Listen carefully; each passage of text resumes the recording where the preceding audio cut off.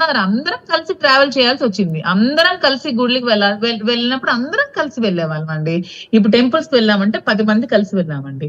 ఇప్పుడు ఏదైనా ఎక్కడికైనా ఒక రాజకీయ పరంగా ఒక మీటింగ్ కి వెళ్ళాం, విజయవాడ వెళ్ళాం మీటింగ్స్ కి, అప్పుడు అందరం కలిసి వెళ్ళామండి. బస్సు యాత్ర అందరం కలిసి వెళ్ళామండి. గడప గడప అందరం కలిసి వెళ్ళామండి. కలిసి ఎందుకు వెళ్ళాలి? నాయకుడితో ఉన్నప్పుడు, నాయకుడితో రాజకీయాలు చేసినప్పుడు నాయకుడితో కలిసి వెళ్ళి రాజకీయాలు చేస్తాము, ఒంటరిగా రాజకీయాలు చేస్తామా? నాయకుడితో కలిసే కదా రాజకీయాలు చేస్తాము, నాయకుడితో కలిసే కదా ట్రావెల్ చేస్తాము. ప్రతి ఒక్క నాయకుడు కూడా అందరితో కలిసే ట్రావెల్ చేస్తారు. చాలా మంది లేడీస్ తో ట్రావెల్ చేస్తారు, చాలా మంది జెంట్స్ తో కూడా ట్రావెల్ చేస్తారు. దీన్ని ఒక ట్రాప్ గా చూసుకొని నాకు వచ్చిన రాజకీయ ఎదుగుదలని తట్టుకోలేక నా టైంలో నాకు చాలా గ్రాఫ్ పెరిగింది అనమాట. అంటే నేను గడప గడపకి తిరుగుతుంటే ప్రతి ఇంట్లో నన్ను సన్మానించి నాకు హారతి ఇచ్చి పంపించేవాళ్ళు. ప్రతి ఒక్క ఇంట్లో మీరు ఎవరికైనా కనుక్కున్నారు, ఫొటోస్ కూడా ఉంటాయి. నాకు ఏ ఇంటికి వెళ్ళినా ప్రతి ఒక్కరు కూడా నన్ను చాలా బాగా ఆదరించేవాళ్ళు. ఆదరించి నాకు బొట్టు పెట్టి హారతి ఇచ్చి సన్మానాలు చేసి, నీకు చాలా మంచి భవిష్యత్తు ఉంది, నిన్ను మంచి పొజిషన్ లో మేము చూడాలనుకుంటున్నాము అని చెప్పి, ఆ టైంలో ఎంపీగా కూడా నాకు ఇవ్వాలి, టికెట్ ఇవ్వాలని చాలా మంది డిమాండ్ చేసి సోషల్ మీడియాలో కూడా పెట్టారండి. పెట్టినప్పుడు ఈ రాజకీయంగా నేను ఎక్కడ ఎదిగిపోతానో, రాజకీయంగా నేను ఎక్కడ బలోపేతం అయిపోతానో అని తట్టుకోలేక, ఈవిడికి ముందు నుంచి భర్త మీద ఇష్టం లేక భర్తను అణిగిదొక్కి భర్త టికెట్ కొట్టేయాలనే ఆలోచన రెండూ ఉన్నాయి కాబట్టి, ఈవిడ ఇంకొంతమందితో కలిసి నా మీద ఆ బురద జల్లి ఏంటండి ఇంకొంతమంది అంటే పేర్లు ఎందుకులేండి, ఇంకొంతమంది ఉంటారు కదా మనకి, ఎవరైతే ఎగ్నెస్ట్ గా ఉంటారో రాజకీయ నాయకులు వాళ్ళతో. అందుకని ఆవిడ ఎలక్షన్ లో కూడా టీడీపీకి వర్క్ చేసింది. మన ఇంటర్వ్యూలో కూడా క్లియర్ గా చెప్పింది కదండి, మేము టీడీపీకి పనిచేసాం అని ఒప్పుకున్నారు కదా. దాన్ని బట్టి క్లియర్ గా దీనిలో రాజకీయ కోణం కనిపిస్తోంది కదా. ఏంటండి ఇప్పుడు ఆమె చేస్తున్న ఆందోళన వెనుక టీడీపీ నాయకులు ఉన్నారని అంటారు మీరు?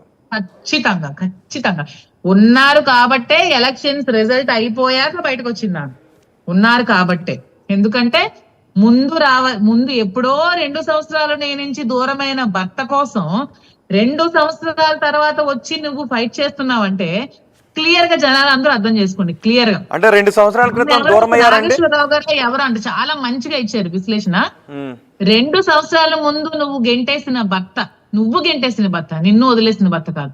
2 సంవత్సరాల క్రితం నువ్వు గెంటేసిన భర్త కోసం 2 సంవత్సరాల తర్వాత నువ్వు ఈ రోజు వచ్చి నువ్వు ఇక్కడ కూర్చొని గొడవ పెట్టి రాద్ధాంతం చేసి రచ్చ చేసి రోడ్డుకి ఇచ్చావంటే దీని వెనక రాజకీయ కుట్రందని క్లియర్ గా అర్థం చేసుకోండి. ఎందుకంటే రావాల్సిన అనుకునే ఆవిడ ముందే రావాలి, భర్త కావాలనుకునే ఆవిడ ముందే రావాలి. ఓకే, ఆవిడ గెంటేసింది, వాళ్ళకి డివోర్స్ కాలేదు, వాళ్ళకి పెద్ద పెద్ద పిల్లలు ఉన్నారు, పెద్ద పాపకి పెళ్లి అయింది, మరి మీరెందుకు అట్రాక్ట్ అయ్యారు? మీరెందుకు వాళ్ళ కుటుంబంలోకి దూరాల్సి వచ్చింది? ఇందులో మీరు చాలా తప్పు పడుతున్నారు.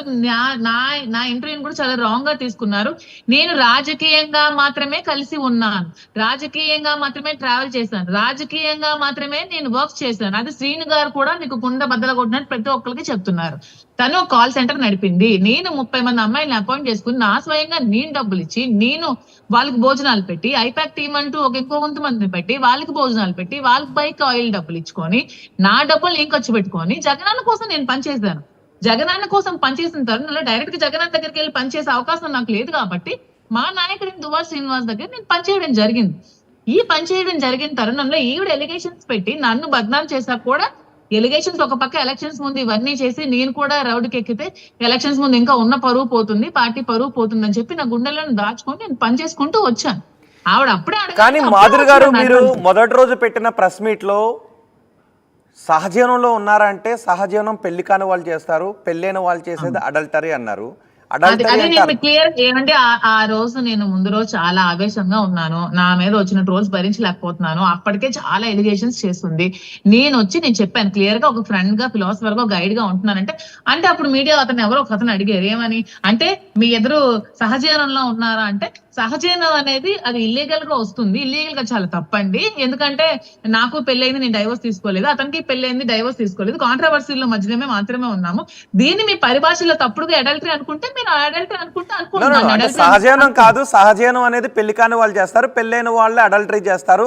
మేము కలిసి ఉన్నాం, నా భర్తతో కూడా నాకు విభేదాలు వచ్చాయి, అంటే నా భర్తతో కూడా విభేదాలు వచ్చాయి, భర్తతో విడిపోవాల్సి వచ్చిందని మీరు అన్నారు. ఏమండి, నాకు వచ్చిన కాంట్రావర్సీలకు భర్తతో దూరంగా ఉండాల్సి వచ్చింది. ఆవిడ చేసిన ఎలిగేషన్స్ వల్లే ఇతను కూడా దూరంగా ఉండాల్సి వచ్చింది. అలాంటి టైంలో అతను నేను హెల్ప్ చేసి దగ్గర ఉండాల్సి వచ్చింది. దీన్ని లివింగ్ టుగెదర్ అనుకోవచ్చా అంటే, లివింగ్ టుగెదర్ అనే కలిసి ఉండే పెళ్లి కాని వాళ్ళు లివింగ్ టుగెదర్ అండి. మేమైనా లివింగ్ టుగెదర్ లో ఉంటామా? మీ పరిభాషలో మేము చెప్పిన ఫ్రెండ్స్ అంటే మీరు నమ్మరు కాబట్టి మీరు అడల్టరీ అంటే అనుకోండి అని చెప్పాను. అదేదో నేను ఆవేశంలో ఆ రోజు మాట్లాడిన మాట దాన్ని చాలా ట్రోల్స్ చేశారు.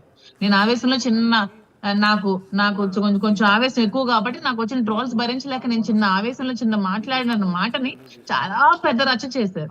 రచ్చ చేసి చాలా రోడ్డుకి ఇచ్చారు. కానీ జనాలంతా తర్వాత బాగా క్లియర్ గా అర్థం చేసుకున్నాక నాకు జనాల నుంచి మద్దతు రావడం స్టార్ట్ అయింది. నాకు స్టేట్ వైజ్ ఈవెన్ తెలంగాణ నుంచి కూడా ఫోన్స్, మెసేజెస్, డైరెక్ట్ ఇన్స్టాగ్రామ్ లో డిఎంస్, మెసెంజర్ లో మెసేజెస్ చేస్తూ నాకు చాలా మద్దతు తెలుపుతున్నారు. లాయర్లు కూడా చాలా మంది కాల్ చేశారు, మీ సపోర్ట్ యూ అంటున్నారు. నాకు చాలా హ్యాపీగా ఉంది ఈ రోజు. నాకు ఇంత సోషల్ మీడియా సపోర్ట్ నాకు దొరికినందుకు నాకు చాలా చాలా సంతోషంగా ఉంది. అంటే ఒకటండి, ఒక విషయం క్లారిటీ రావాలంటే, మీరు ముందు మాట్లాడిన దానికి తర్వాత మాట్లాడిన వెర్షన్ కి తేడా ఉంది. మీరు మాట్లాడిన దానికి, దువ్వాడ శ్రీనివాస్ గారు మాట్లాడిన దానికి మీరు అడ్మిట్ చేశారు మా ఇద్దరి మధ్య బంధం ఉంది, అడల్టరీ ఉంది అని. సో అడల్టరీ అంటే అర్థం సంబంధం ఉంది అని కూడా నేను అనలేదు. మీరు కావాలంటే ఇంటర్వ్యూ సరిగ్గా చూసుకోండి.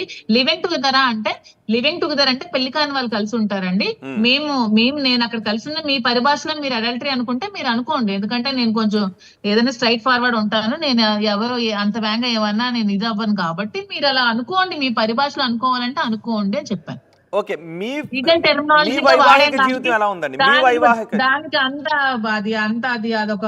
అదొక అన్పార్లమెంటరీ వర్డ్ అని అంత బూత్ దాంట్లో ఉందని నాకు తర్వాత తెలియలేదు. మీ వైవాహిక జీవితం ఎలా ఉందండి?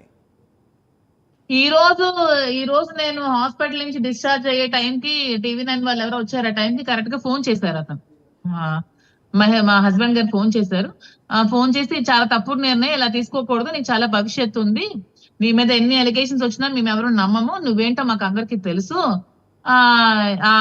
వాళ్ళెవరో అన్నారని నువ్వు అలా నిర్ణయం తీసుకోవాల్సిన అవసరం లేదు, నీ రాజకీయాలు నువ్వు కంటిన్యూ చేయొచ్చు, నువ్వు రాజకీయంగా నువ్వు తిరుగు, నీకు ఇష్టమైన రాజకీయాలు నువ్వు చెయ్యి, దేనికోసం నువ్వు ఆలోచించాల్సిన అవసరం లేదని అతను సపోర్ట్ చేస్తూ మాట్లాడారు. ఓకే, ఒక విషయం అంటే దానికి సంబంధించి ఇంకొక క్వశ్చన్ అడిగి ఆ టాపిక్ ని పక్కన పెడతాను. అంటే కొంచెం క్లారిటీ కావాలి.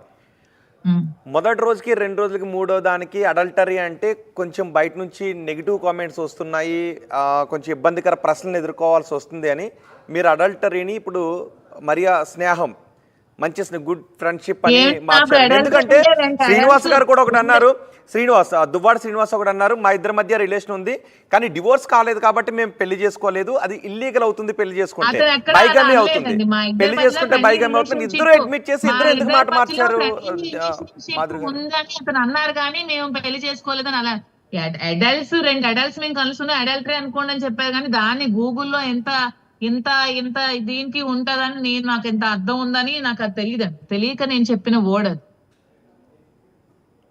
సో శ్రీనివాస్ గారికి మీకు ఎటువంటి సంబంధం లేదు, ఫ్రెండ్షిప్ ఉంది, అదే మీకు చెప్పాను. అంటే ఇద్దరు కలిసి ఒకే ఇంట్లో అన్ని రోజుల పాటు ఉండి కేవలం అది మళ్ళీ టూ ఫ్లోర్స్ బిల్డింగ్, ఒక ఫ్లోర్ అతను కట్టుకుంటే ఇంకో ఫ్లోర్ నా డబ్బులు పెట్టి నేను కట్టుకున్నానండి. అది పొలిటికల్ గా మాకు ఎప్పటికైనా పార్టీ ఆఫీస్ కింద పనికొస్తుంది, ఏమైనా పార్టీ కార్యక్రమాలు అందులో చేయొచ్చని 2 ఫ్లోర్లు 3 ఫ్లోర్లు అండి. అవి 2 ఫ్లోర్లో ఒక ఫ్లోర్ అతను కట్టుకుంటే ఇంకో ఫ్లోర్ నేను కట్టుకున్నాను, ఇంకో ఫ్లోర్ వాళ్ళ బ్రదర్ వాళ్ళు కూడా కొంచెం అమౌంట్ ఏదో పెట్టి కట్టుకున్నారు ఉండడానికి. ఇప్పుడు ఎప్పుడైనా ఎక్కడైనా అపార్ట్మెంట్ కల్చర్ లో కూడా ఒక 5 ఫ్రెండ్స్ ఉంటే 5 ఫ్రెండ్స్ కలిపి డబ్బులు వేసుకొని ఇల్లు కట్టుకుంటారు కదా. మీరు కొంత మేము కొంత ఒక ఫ్లోర్ అని ఒక 5 ఫ్లోర్స్ కట్టుకుంటారు కదా, అలాగే కట్టుకున్నామండి. సో అందులో నాకు షేర్ ఉంది, హౌస్ లో నాకు షేర్ ఉంది, ఆ ప్రకారంగా షేర్ ఉంది. ఇప్పుడు శ్రీనివాస్ ఇల్లు కావాలి అని వాణి ఏదైతే అడుగుతున్నారో ఆ ఇంట్లో మీకు కూడా